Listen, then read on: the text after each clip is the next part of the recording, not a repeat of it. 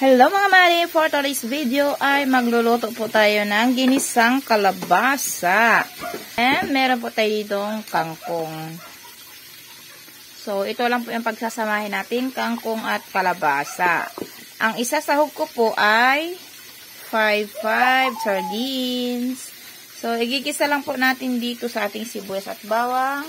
So gagamit po ako ng white onion. Then maggigisa na tayo. Kaya maingay mga mare dahil nagpiprito din po ako ng isda.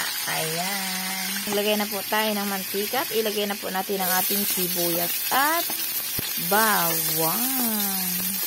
Ayan.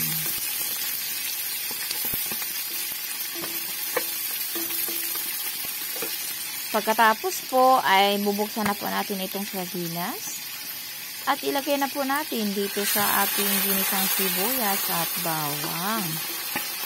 At ilagay na rin po natin ang ating kalabasa. Ayan. So, halo-haluin lang po.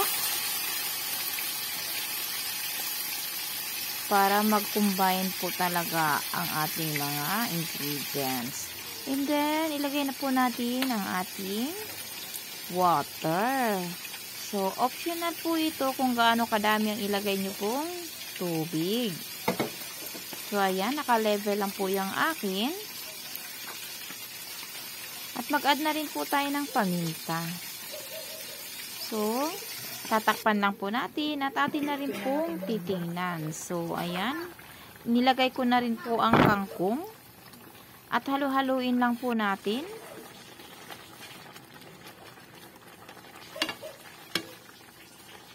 So, hintayin lang po natin kumulo at para maluto na po ng tuluyan itong ating gulay. So, mag-add na rin po tayo ng asin.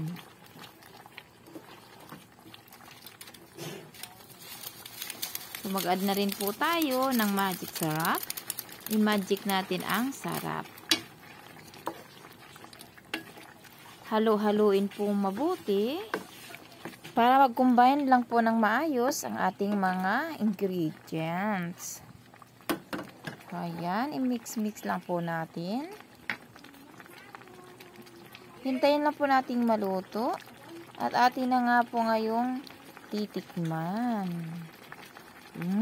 Napakasarap mga mare. Talagang perfect combination ng ating ingredients. So, thank you so much for watching. See you on my next video.